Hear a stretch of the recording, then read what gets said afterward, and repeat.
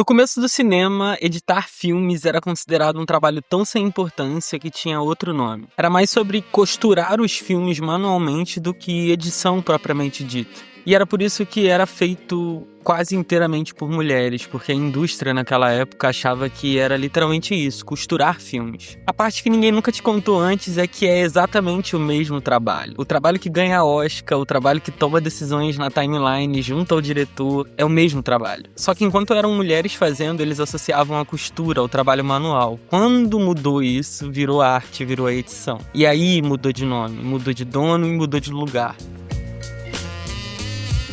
Eu sou editor há mais de 9 anos, eu edito vídeos pra internet, eu edito vídeo institucional, eu vivo disso, eu fiz a minha vida com vídeo e com audiovisual. E eu passei todos esses anos sem saber que a profissão que eu amo tanto e que eu adoro, que eu fiz a minha vida, foi meio que literalmente fundada por mulheres. E quando eu descobri isso, cara, eu escrevi um texto sobre isso, eu fiz um carrossel sobre isso, eu queria que todo mundo soubesse. E assim como eu escrevi esse texto, eu tô fazendo esse vídeo porque eu achei essa parte da história muito maneira. E a lógica da época era essa, e é tão tosco que chega até a ser engraçado se não fosse tão triste. Cortar e emendar as películas manualmente era visto como um trabalho minucioso e extremamente cansativo. E é isso, parecia costura porque era um trabalho extremamente manual de recorte e cola das películas, e isso era associado às mulheres porque é isso, costura era coisa de mulher, costura era trabalho de mulher, logo a edição se parece com a costura, então a edição é trabalho de mulher. E eles achavam que era um trabalho repetitivo, manual, paciente, que exigia mão boa, não a cabeça especificamente das pessoas que estavam fazendo. Então os homens iam pra direção, pra câmera, as coisas que davam prestígio, sucesso, status, e deixavam as cortadoras uma posição sem muito prestígio, numa salinha escura, com a película na mão, fazendo o trabalho mais pesado que tem no filme. E aí é que tá a ironia desse vídeo inteiro, entendeu? Porque elas não ficam com a sobra disso tudo, elas ficam com o controle. E assim como a história conta, elas ficaram com um controle narrativo. Porque é isso, quem monta o filme, na verdade, tá decidindo o ritmo das cenas, das sequências, do que as pessoas estão fazendo, do que as pessoas estão sentindo, decide o que o público entende, o que ele sente. Então assim, enquanto os homens filmavam, elas estavam dando direção de forma bem silenciosa. Elas estavam construindo o significado do filme, entendeu? Tava dando direção ao roteiro e às cenas, na montagem, na ilha, assim como acontece hoje. Só que naquela época eles ainda não percebiam isso. E tem uma frase muito maneira da Sue Frederick, que é uma criadora de um banco de dados chamado Edited By, que é uma curadoria inteiramente montada para poder prestigiar editoras e montadoras mulheres da história do cinema, que é o seguinte: as mulheres eram contratadas para isso porque parecia um trabalho que elas faziam do mesmo jeito que costuravam.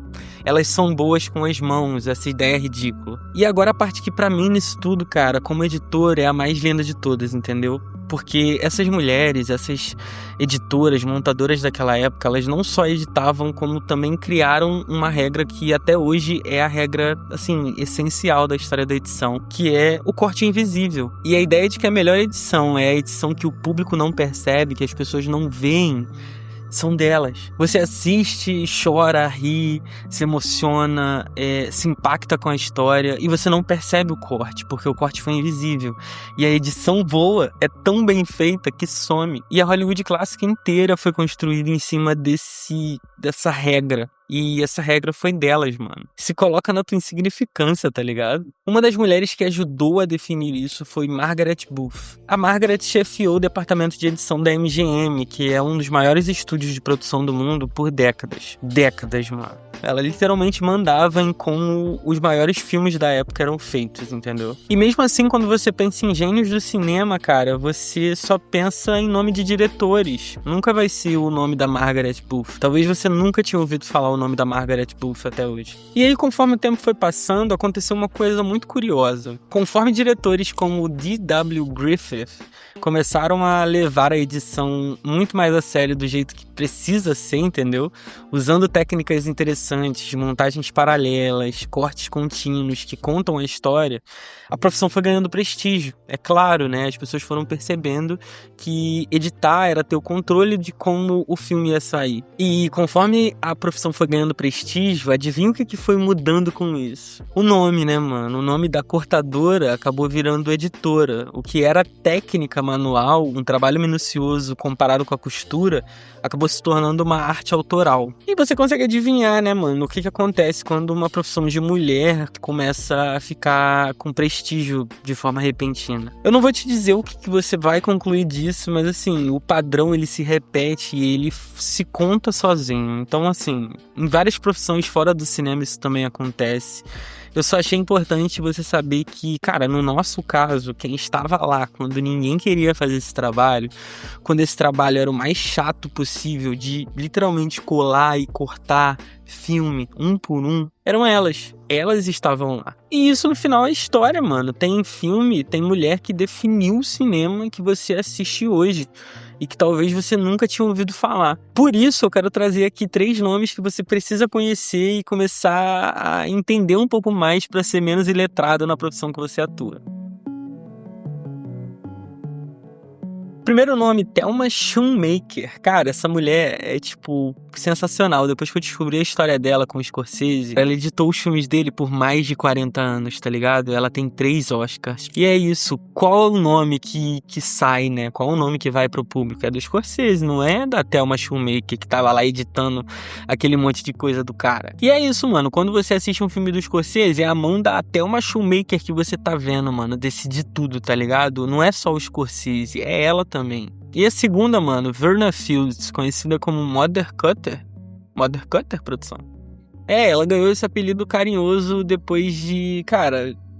na época a gente acabou dando esse apelido pra ela, mas assim, ela ganhou o Oscar pela edição de Tubarão, mano. Entendeu? Você já viu Tubarão?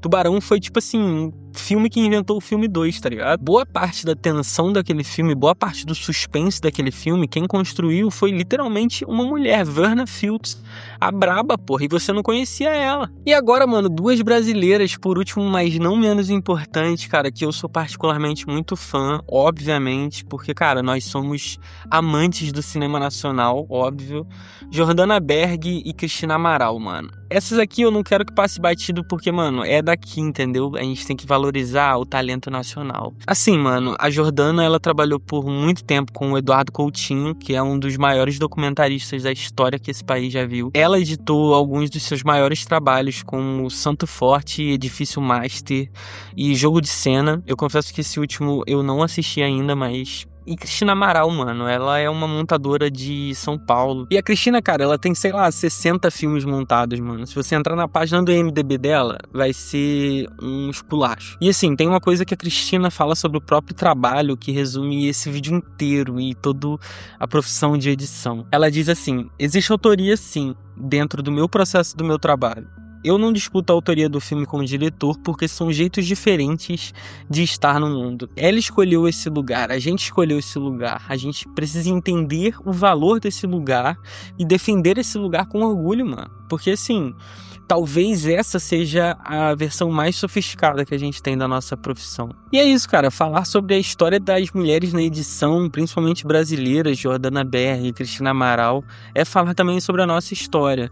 Porque, cara, a nossa raiz tá aqui, entendeu? Não é uma história só de gringos, é uma história brasileira também. E hoje a edição, cara, ela é diferente, entendeu? Hoje a edição é digital, ela está democratizada e, acima de tudo, é acessível. Qualquer um com um telefone na mão, ele pode abrir uma timeline e editar qualquer coisa. Mas quando eu sento para editar e eu tomo uma decisão sobre o que fazer, onde cortar, o que tirar, o que não tirar, cara, eu tô usando gramática, eu tô usando técnicas que essas mulheres lá atrás inventaram numa salinha com película na mão, tesourinha, entendeu? Aquele trabalho manual repetitivo, cansativo.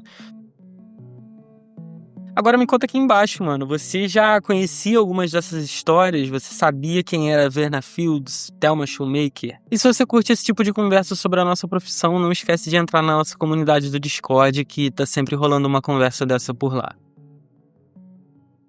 É isso, tropa. Esse vídeo eu tô muito feliz de ter feito, porque, cara, essa história é muito maneira.